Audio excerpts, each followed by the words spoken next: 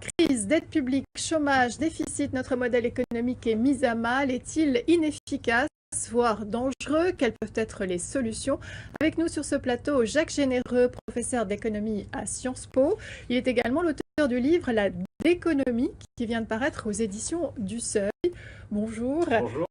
Un titre un peu provocateur, et dans ce livre, vous dénoncez ces gouvernements successifs qui perpétuent un modèle économique qui, selon vous, est absurde.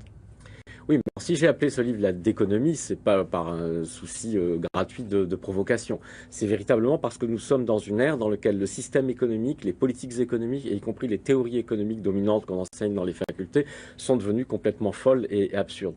Le système économique, depuis une trentaine ou une quarantaine d'années, dans les très grandes entreprises capitalistes, il est dominé par l'obsession de la rentabilité financière à court terme. Et on sait que c'est ce système-là qui aujourd'hui détruit la planète, dégrade les conditions de travail de manière épouvantable dans les grandes entreprises.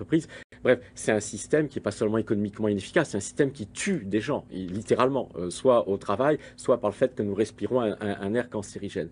Les politiques économiques menées depuis 8 ans, par exemple, en Europe face aux crises, ce n'est pas seulement des politiques qui ont été incapables de nous en protéger, ce sont des politiques qui, le plus souvent, ont aggravé, nous ont enfoncés dans la crise, ont détruit des économies comme celle de la Grèce ou du Portugal. Et pour finir, on pourrait croire que ça, c'est juste parce que les politiques sont incompétents. Non, non, ils ne font qu'appliquer et répéter ce qu'ils ont appris à l'école, dans les grandes écoles ou dans les universités, parce que la théorie économique dominante qu'on y enseigne est une théorie économique dans laquelle il n'y a pas de problème, dans laquelle il n'y a pas de crise, dans laquelle la spéculation financière ne pose pas de problème, donc une théorie absurde. Donc juste en un mot, tout se passe comme s'il y avait depuis une trentaine d'années un effondrement général de l'entendement dans la plupart des élites économiques, politiques, scientifiques, etc.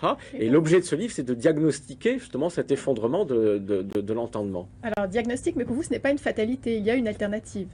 Alors oui, parce qu'une des facettes justement de cet effondrement de l'entendement, ça a été le mythe de l'impuissance du politique qui s'est installé depuis 30 ans, soi-disant à cause des contraintes de la mondialisation. Il n'y a plus d'alternative, on ne peut rien faire. Et donc là, c'est une stupidité totale, parce que certes, il existe des contraintes qui sont liées à la mondialisation, à la libéralisation de la finance, au libre-échange, etc.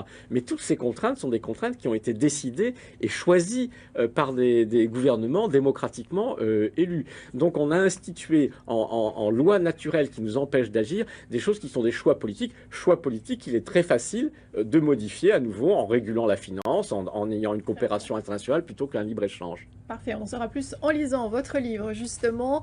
Je rappelle le titre, c'est La déconomie aux éditions du Seuil. Merci Jacques Généreux.